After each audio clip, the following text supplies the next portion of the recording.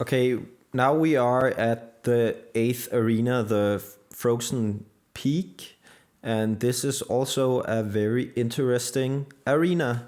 And hopefully by now you kind of know my rating system, so I won't go over that.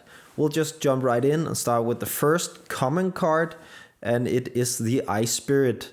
The Ice Spirit only costs one and is actually a pretty decent card, though I feel like it's the best one cost card by far, and it does really well in cycle decks, but not necessarily only in cycle decks. It's actually pretty useful. It's not crazy. It's not bad. It's just a very, very nice and balanced card.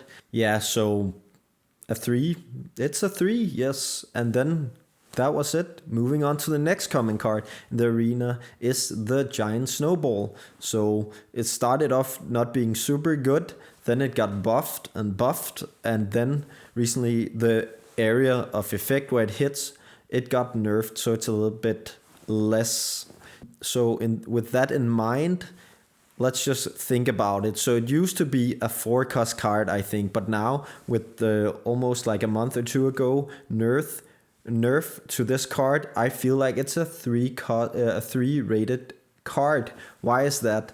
Okay, it's a 2 cost spell, where it slows. It does the same damage as the sap spell. It slows and does a little bit knockback, but the win rate, compared to the sap, is just pretty much in the other end of the scale. The sap has like one of the highest win rate. The giant Snowball is just a little bit under average. So, but still, as a lot of the other small spells, it's very useful. And in certain decks with certain type of cards, I would prefer the giant Snowball actually over the sap. Yes, so a pretty solid 3, and it seems like they just find the right spot where it's perfectly balanced, if you ask me. Then we head into the rare cards of this arena, and the first one is the Ice Golem. It only costs 2. It has okay amount of health, and it targets tower. It does like hardly any damage. It does have a little bit of death damage that kills some sudden horde minions. This card is particularly strong in cycle decks as well, but it has pretty bad win rate besides that. It has its place. It's very good at dragging. If you place it perfectly timed in the middle to drag certain units across your side, so the towers constantly hit the target that's following the Ice Golem. But besides that, not a super impressive card, a pretty fun card to play with, kind of a high skill cap, I feel like it, or at least you need to get used to it. But because of the statistics on this card, which is below 50% below average, I would rate it at its current state as a 2. But on the other hand, I don't really feel like it needs to get a buff, because in some decks and so forth it does quite well. But also it doesn't fit into that many type of decks, so that's also maybe a reason why I rate this card as a 2. So the next rare card in this arena is the Elixir building. So it's a building that you put down. It costs 6, and it will gradually give you elixir back. As the card says, you have to spend elixir to make more elixir. This card is very much a niche card, and you rarely only see it in very high cost decks, and like paired with the Golem or the Three Musketeers and so forth. But I feel that the building itself, the way it works, is quite balanced. It has a pretty good win rate in the few decks and players who use it. But since it's so niche, I feel like it's it seems pretty balanced, and I would rate it as a 3. Moving into the epic cards, so the freeze card. So the freeze card didn't used to deal damage at all, and then they changed it and it dealt too much damage. It actually, a few months ago, was so broken, I felt like, so I told my friends, if the next month, the next balance patch, if it doesn't get nerfed, I'm gonna take a break. Yes. Luckily, it was nerfed quite heavily, so I, of course, continue to playing my favorite mobile game. Now it seems to, it kind of had a drop. Now it seems to being a little bit back and does really well in certain type of decks paired with, for example, the Hog Rider or the Balloon, and has a little bit of average win rate.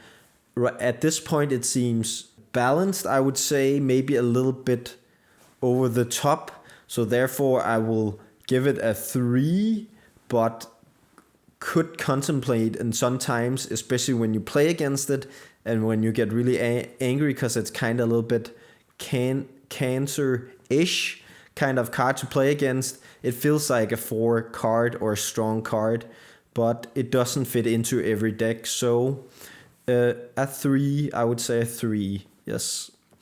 And the next epic card is the Bowler.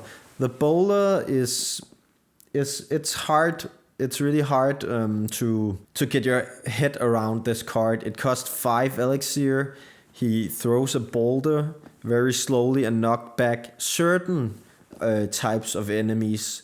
And that's my main concern, that it's not all enemies that he knocks back.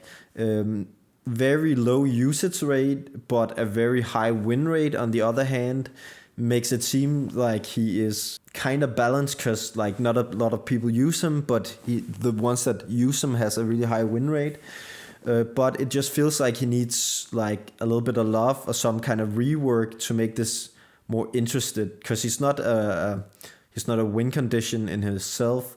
He doesn't but a very good, at certain points, very good defensive card at least, and can then create a pretty good counter push. He seems pretty like balanced. I would give him a 3. Could contemplate maybe a 2, but a 3 rating for me. But it would be nice to just see a little bit of rework to make this car more fun and less kind of boring or clunky, it's hard to explain. I guess you have to really try to play him in order really, or play against him to really understand what I'm trying to say. Okay, enough with the epic card. The very exciting part, I think, is always the legendary cards, and the first legendary card is the Ice Wizard. He costs 3 elixir. I mean, of course, he doesn't cost cards, he cost elixir. So, as many other 3 cost cards, it just feels like you get a lot of value for your money or for your elixir.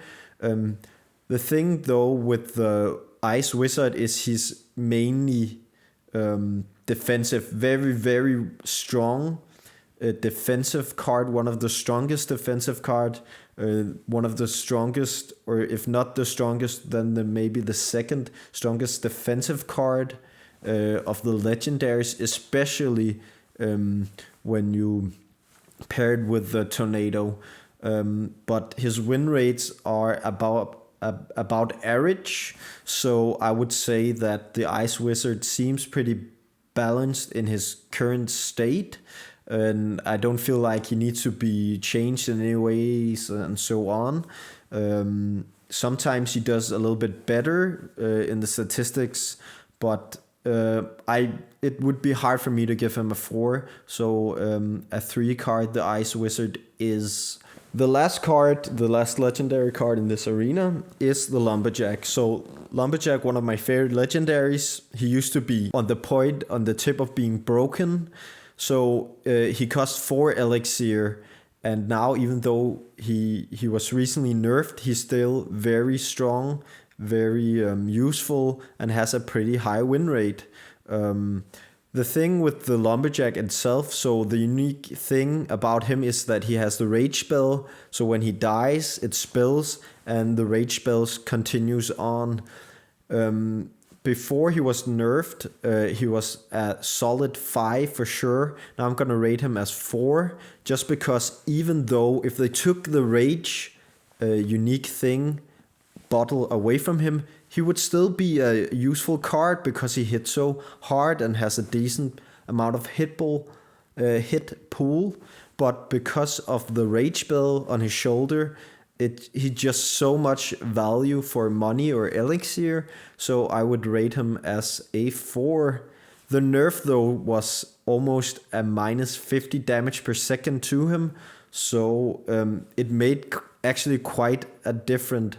I hope they don't nerf him anymore, even just because I like him, but he could maybe still be viable, still strong, with a little bit nerf as well.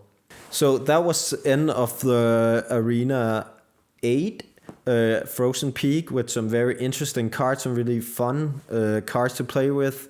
So hopefully you will be there for a little while and collecting cards, but hopefully you also not be stuck there and can continue to push on in the ladder. And my next video is gonna be about Arena 9. Surprise!